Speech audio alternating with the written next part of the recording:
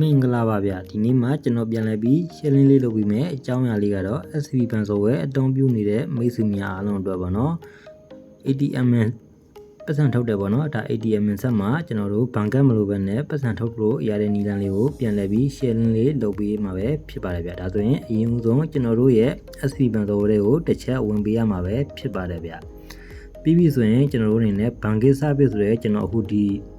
စာတန်းလေးကိုကျွန်တော်တို့နှိပ်ပေးရမှာပဲဖြစ်ပါဗျအပြာရောင်အကွက်လေးကိုပေါ့နော်ပြီးပြီဆိုရင်ကျွန်တော်တို့ဒီအပေါ်ဆုံးမှာရှိတဲ့ညာဘက်ထောက်မှာရှိတဲ့ Cricket ATM ဆိုတဲ့စာတန်းလေးကိုနှိပ်ပေးရမှာပဲဖြစ်ပါတယ်ဗျဒီမှာဆိုရင်ကျွန်တော်တို့ကပတ်စံဘယ်လောက်ထုတ်မှလဲဆိုတာကိုကျွန်တော်တို့ ਨੇ ဒီမှာဆိုရင်ရွေးချယ်ပြီးတော့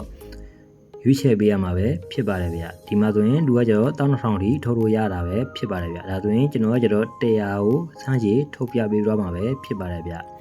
ပြီးပြီဆိုရင်100ကိုရွေးချယ်ပြီးတော့ဆိုရင် review ဆိုတဲ့ကျွန်တော်အပြာရောင်စာတန်းလေးကိုနှိပ်ပေးရမှာပဲဖြစ်ပါတယ်ဗျ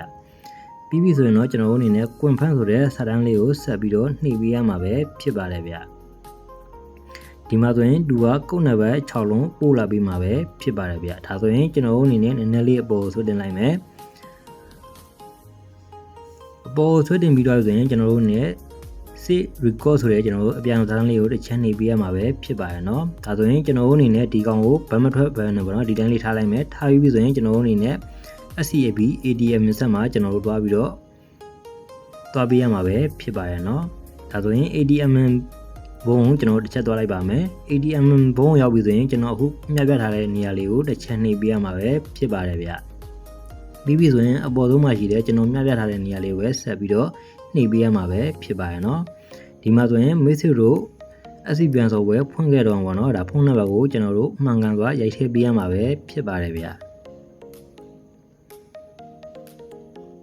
ဖုန်းနံပါတ်တွေပါလေမှားပြီးတော့ထည့်လို့မရဘူးပေါ့နော်ဒါကျွန်တော်တို့ဘဏ်ဆိုဝဲဖွင့်ခဲ့တော့ကဖုန်းနံပါတ်ကိုကျွန်တော်တို့ဒီနေရာမှာရိုက်ထည့်ပေးရမှာဖြစ်ပါတယ်ဗျ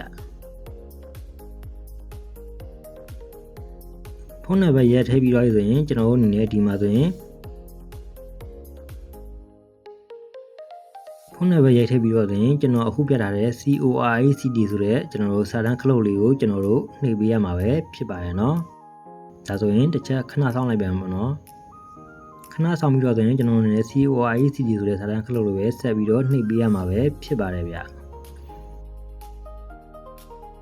ဒီမှာဆိုရင်ကျွန်တော်တို့တူချလာပြီးထားတဲ့ကုတ်နံပါတ်6လုံးကိုကျွန်တော်တို့မှန်ကန်စွာရိုက်ထည့်ပေးရမှာပဲဖြစ်ပါတယ်ဗျ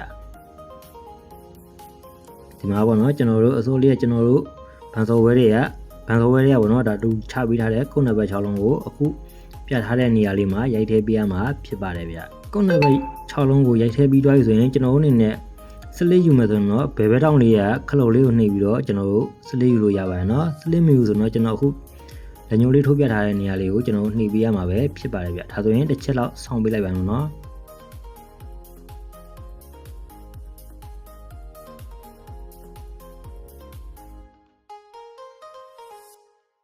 ဒါဆိုရင်ကျွန်တော်တို့အနေနဲ့ပတ်စံထွက်လာပြီပဲဖြစ်ပါတယ်ဗျဒါဆိုရင်မိတ်ဆွေများအားလုံးအနေနဲ့လည်းအဆင်ပြေကြပါစေဗျဒါဆိုရင်မိတ်ဆွေများအားလုံးလည်းစိတ်ချမ်းသာခြင်းကိုယ်ကြီးကျန်းမာခြင်းနဲ့ပြည့်စုံကြပါစေလို့ကျွန်တော်အနေနဲ့ဆုမွန်ကောင်းတောင်းနေပါတော့ကျွန်တော်ရဲ့ Facebook page လေးကိုလည်း like and follow လေးလုပ်ပြီးတော့အားပေးကြပါအောင်ဗျမင်္ဂလာပါနော်အားလုံးပဲဘိုင်ဘိုင်